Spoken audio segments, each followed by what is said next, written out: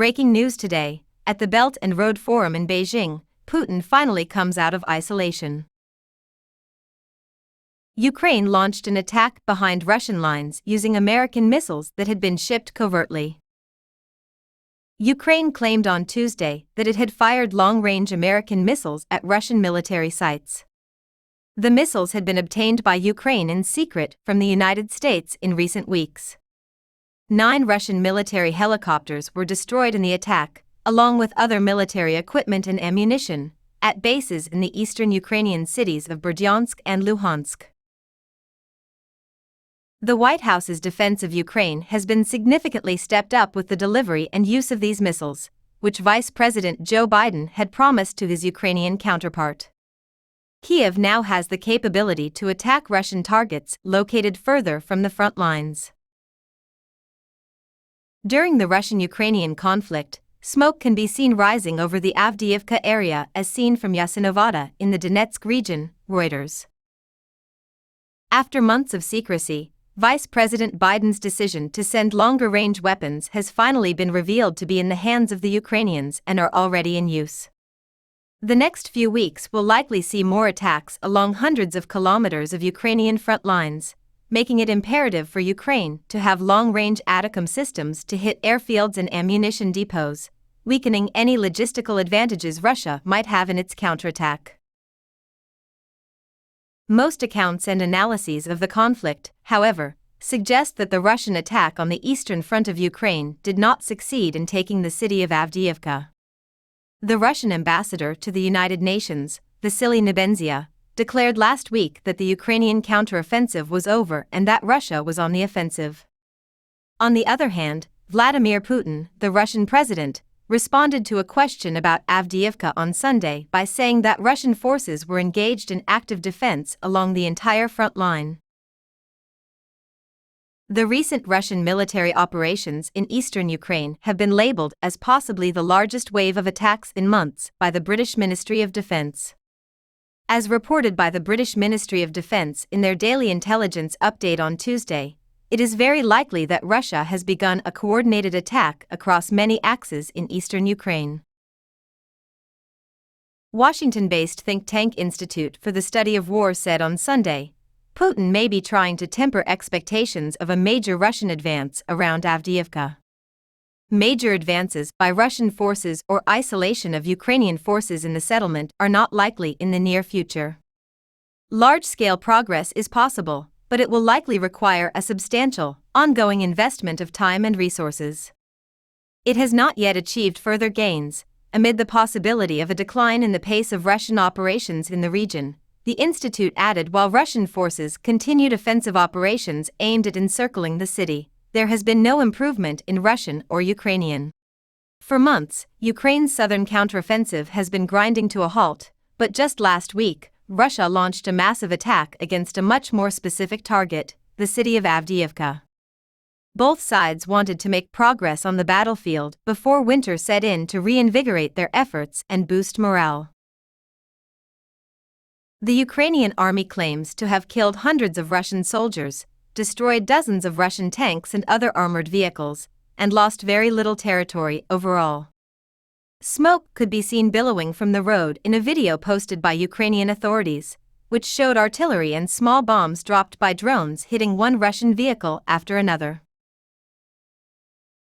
The attack may mark a turning point in the conflict, experts told the Wall Street Journal.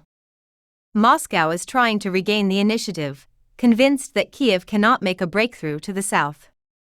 As the war enters its 20th month, it remains unclear which side has the upper hand in terms of advancing the front line.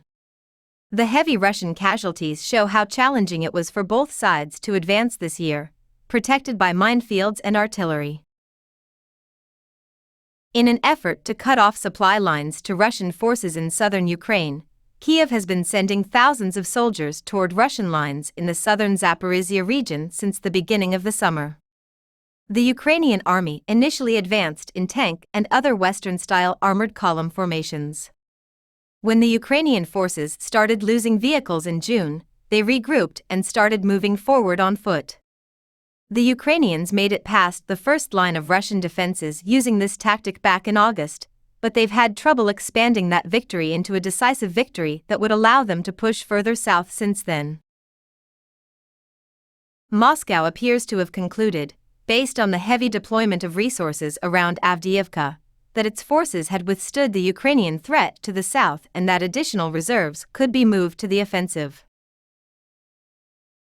Since Moscow secretly sent its army to install separatist rulers in eastern Ukraine nearly a decade ago, the small industrial city of Avdiivka has been a major Russian target. Several kilometers separate the city from Donetsk, the regional capital, which is currently under Russian occupation. The Ukrainian military can now threaten nearby transportation and logistics hubs thanks to Kiev's control of Avdiivka. According to Ukrainian military officials, several Russian brigades attacked Avdiivka from multiple directions last week using columns of armored vehicles and the support of the Air Force and artillery. Ukraine assistance. Against the backdrop of the ongoing war in Gaza between Israel and the Hamas movement and the many political changes taking place in the United States and some European countries, Ukrainian President Volodymyr Zelensky met on Monday amid rising concerns about the possibility of a decline in American and Western support for it.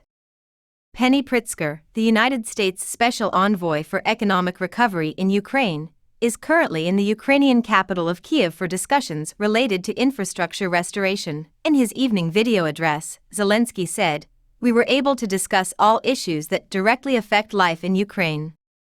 And he went on to say, "Protecting our energy sector, especially this winter, total financial support, reconstruction, protecting investments from the dangers of war, and attracting private business."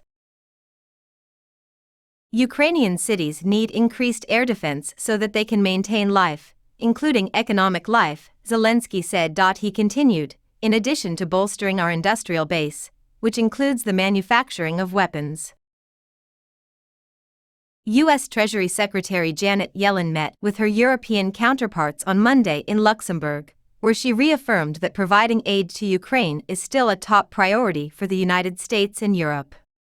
She argued that doing so is essential to Ukraine's ability to continue fighting back against Russia's invasion. "We cannot allow Ukraine to lose the war for economic reasons when it has demonstrated its ability to succeed on the battlefield," Yellen said, as the Biden administration prepares to move forward with a new military aid package worth more than $2 billion to Ukraine and Israel. She vowed that the Biden administration would stand by Ukraine no matter what it takes, but acknowledged that getting a majority of Congress to approve strong and ongoing aid to Ukraine would be difficult. Everyone who was going to be in Abrams now is. There was also word that all 31 American Abrams tanks had arrived in Ukraine, as reported by the U.S. Army.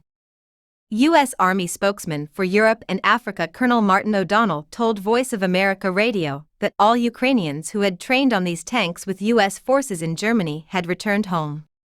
O'Donnell claimed, "We kept our end of the bargain." The timing and location of its deployment is now entirely up to Ukraine. Ukrainian forces will need time to confirm and determine when and where Abrams tanks will be used to achieve the greatest effect against Russian forces, according to military officials. According to O'Donnell, "I think Ukraine will consider determining when and where to use it." As he put it, the Abrams tank is one armored vehicle, but it is not a magic solution. What matters most is Ukraine's resolve to progress. In the final weeks of the counteroffensive launched by Kyiv against Russian forces before the arrival of winter, the delivery of these tanks came sooner than initial estimates and just in time for potential use.